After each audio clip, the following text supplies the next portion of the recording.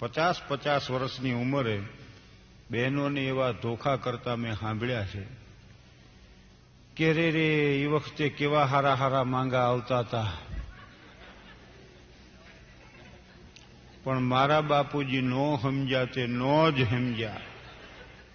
નકા આડોશી પાડોશી કહેતા હતા કે રવા દ્યો, ગધેડાને ડોકે હીરો બાંધોમાં. પણ કરમમાં કઠણાઈ માંડી છે. ઓલોય વળી પાછો પડ્યો કે એ બધા ભાગશાળી મારા ફૂટી ગયા. विचार लो कि मृत्यु हो न मृत्यु से डरो कभी, मरो परंतु यों मरो कि याद जो करे सभी. हुई नसु मृत्यु तो वृथा मरे वृथा जिए, वही मनुष्य है कि जो मनुष्य के लिए मरे. अनाथ कौन है जहां त्रिलोकनाथ साथ है, दयालु दीन बंधु के बड़े विशाल हाथ है. અને જો માણસ કે ખરો કે ભગવાનની મરજી વગર એક પાંદડું હલતું નથી, તો પણ તું શું તઈ થડ હલાવસ ક્યારનું. એક રાજા રથ લઈને રસ્તા ઉપર પસાર થતો હતો ને, તો એક ભિખારી હાલ્યો જતો હતો, માથા ઉપર ટોપલી એની પોટલી ઉપાડેલી, વજનદાર પાછી થોડી. રાજાને દયા આવી, રથ ઉભો રાખી દીધો અને ભિખારીને કે બેસી જાઓ, હું તમને ઉતારી દઉં જ્યાં જવું અહીંયા. તો ભિખારી બેઠો ખરો રથમાં, પણ પોટલી માથે રાખ્યો. રાજા કે મૂકી દો આ એક તરફ. તો કે હવે રથમાં આપે બેહર્યો, પણ હવે આ પોટલીની ક્યાં તકલીફ આપવી, એમ આટલો ભાર મારા ઉપર ભલે રહ્યો એમ. તો માણસ કે ખરો કે ઈશ્વરની ઈચ્છા વગર પાંદડું હલતું નથી, પણ ઈ પાછી ચિંતાની પોટલી માથે ને માથે રાખે. ઈશાવાસ્યમ ઇદમ સર્વમ યત્કિંચિત જગત્યામ જગત. આ જગત ઈશનો આવાસ જ છે ને, અને એના જ રથમાં બેઠા છીએ, પણ ચિંતાની પોટલી માથે રાખી. અને પછી મેં મજાક કરી આ કવિઓની, લેખકોની. મારા ઘણા મિત્રો છે. મેં કીધું આવડા નવરા બેઠા એવું લખે કે વાસ્તવિક જીવન હારે એને કાંઈ સંબંધ ન હોય. હું એક નવલકથા વાંચતો, પણ એમાં જે વર્ણન આવ્યું, નવા અરમાનો અને ઉમંગો લઈ 10 ડિસેમ્બરનું સવાર પડ્યું. પ્રભાતના પ્રથમ કિરણોએ મધુકરના શયનખંડમાં પ્રવેશ કર્યો. પવનની મંદ મંદ લહેરી પ્રસરી અને રેશમી પડદો સિતાર પર ફરી વળ્યો. સિતારમાંથી એક ઝંકાર જાગ્યો અને સમગ્ર વાતાવરણમાં સંગીત ગુંજી ઉઠ્યું. એ જ વખતે સ્મિતાએ મધુકરના શયનખંડમાં પ્રવેશ કર્યો અને રૂપાની ઘંટડી જેવા મંજુલ સ્વરે કહ્યું, મધુ, હવે જાગવું છે. આમ્રકુંજમાંથી કોયલે સામો ટવકાર કર્યો. પુષ્પ પરના ભ્રમર જેવી મધુકરના ચહેરાની લટને દૂર ખસેડવા સ્મિતા નીચે નમી. ગુલાબ પરથી એક બુલબુલે ડોક્યું કર્યું અને શરમાઈને ઉડી ગયું. હવે આ નવરા બેઠા આવા વર્ણન ઢળડે બોલો. આ વાસ્તવિક જીવનમાં ક્યાંય ભાળ્યું? શેનાવળી શયનખંડ ને રેશમી પડદા, ખૂણામાં સિતાર પડ્યા. ભાગશાળીને હોય તો બધું આવું ભલે. કુટુંબમાં કોકને ભજનનો શોખ હોય ને, તૂટલા તંબુરા પડ્યા હોય. શયનખંડ બેનખંડ કાંઈ ન હોય. આમ્રકુંજમાં કોયલો તો ભાગશાળીની આ ટવકે.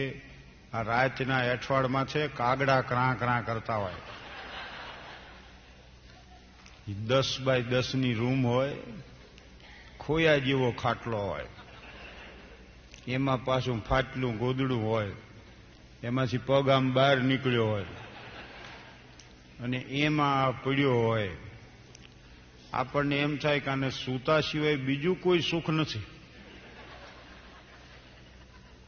અને મને તો ઘણીવાર એમેય થાય કે આ ભર્તુહરી, ગોપીચંદ, બુદ્ધ, ભગવાન મહાવીર આ બધા રાજપાટ મૂકીને ગયા, અને આ કયા હખનો અહીં હૂતો છે. બૈરું એનું કાળું ડિબાંગ જેવું હોય, પાછી ઓછી અકલ હોય, અને અકલ મઠા હોય ને એ લોંઠકા બહુ હોય. તે આમ પાંગજ પાસેથી ગોદડું પકડ્યો અને એક ઝાટકે આખું કાઢી નાખે. હવે ઉઠો, ભૂંડ ઘોડ્યો ઘોરો સોતે.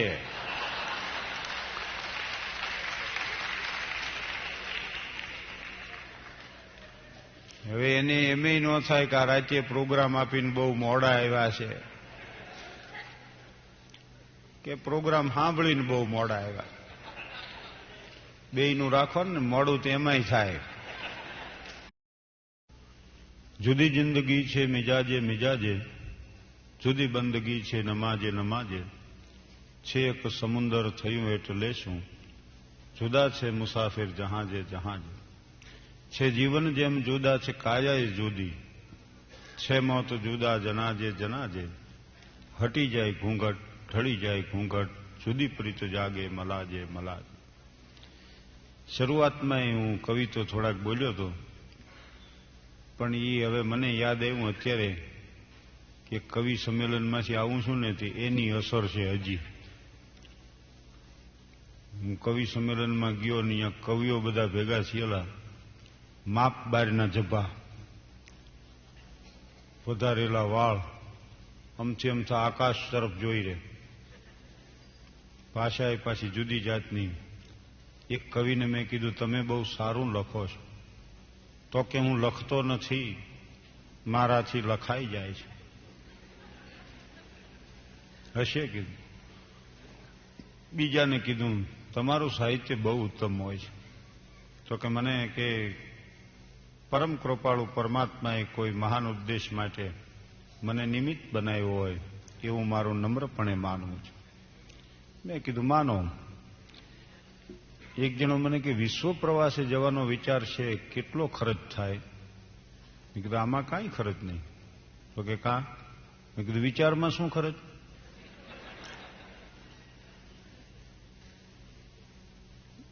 એક માણસ મને કે મારે સમાજ સેવા કરવી, શું કરવું? મેં કીધું નડો માં કોઈને.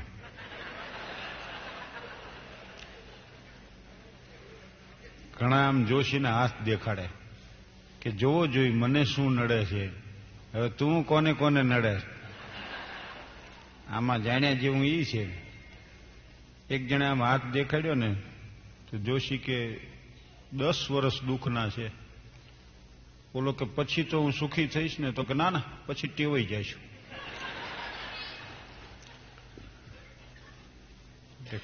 કવિ સંમેલનમાં હું ગયો અને એક પછી એક કવિઓએ જે રજૂઆત કરી. હવે તો ઓલી અપદ્યા ગદ્ય કવિતાઓ છે ને, નહીં પાઠમાં કે નહીં કવિતામાં. આ પાસે ચરતી હતી ગાય એવો જ હું છું, એને નીરોજો ઘાસ તો મુજને સિદ્ધ અવગણો. આવા કાવ્યો રજૂ થયા ને પછી મને કે તમે બોલો. મેં કીધું દાળ હારે બિસ્કીટ ખાતા હોય એવું લાગે કવિ સંમેલનમાં હું બોલું. તો એને બહુ આગ્રહ કર્યો એટલે મેં મજાક કરી. મેં કીધું રસ્તામાંથી જતો હતો, 2 જણા બાજતા બાજતા દોડ્યા જાય, પણ મને સંસ્કારી માણસો લાગ્યા એટલે ઊભા રાખ્યા. મેં કીધું ભાઈ શું કામ બાજો છો? પછી મને ખબર પડી 2 કવિ છે. પાછળ દોડ્યા હતા એ કવિએ મને કીધું કે એણે એની આખી આખી કવિતા મને સંભળાવી. મેં શરૂ કરી ત્યાં ભાગ્યો. મેં કીધું ભાઈ સાંભળી લ્યો, તમે ઘણા કષ્ટો સહન કર્યા છે. મને કે મેં નાનકડું કાવ્ય સંભળાવ્યું હતું, આને 56 લીટીનું કાઢ્યું અને દરેક લીટી 2 વાર બોલે છે. મેં કીધું કાંઈક વ્યાજબી કરો,